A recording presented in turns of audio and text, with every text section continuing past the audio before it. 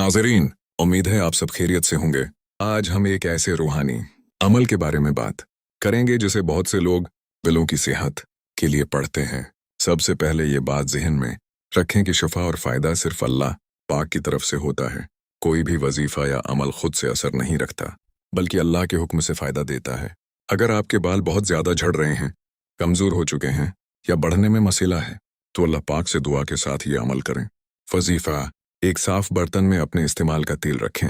बेहतर है कि जैतून या नारियल का तेल हो। अब सूरह अल-फातिहा 7 मरतबा इखलास के साथ पढ़ें और हर मरतबा पढ़ने के बाद तेल पर दम करें। उसके बाद ये दुआ करें, ऐ अल्लाह, अपने कलाम की बरकत से मेरे बालों को सेहत, मजबूती और खूबसूरती अता फरमा और मुझे हर बीमारी और नुकसान से महफूज रख। आमीन। उसके बाद यही तेल सर पर लगाकर हल्के हाथ से चंद मिनट मालिश करें। ये अमल रोज़ाना या हफ्ते में 3 से 4 मरतबा किया जा सकता है।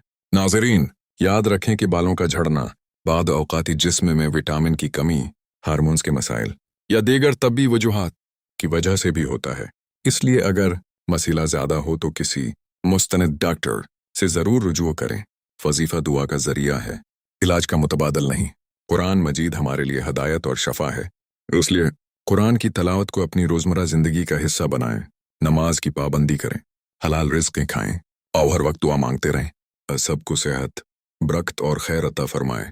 हमारे बालों, जिस्म और ईमान में बरकत नसीब फरमाए। आमीन। अगर आपको ये वीडियो पसंद आए तो उसे लाइक करें, अपने दोस्तों के साथ शेयर करें और हमारे चैनल को सब्सक्राइब करना ना भूलें।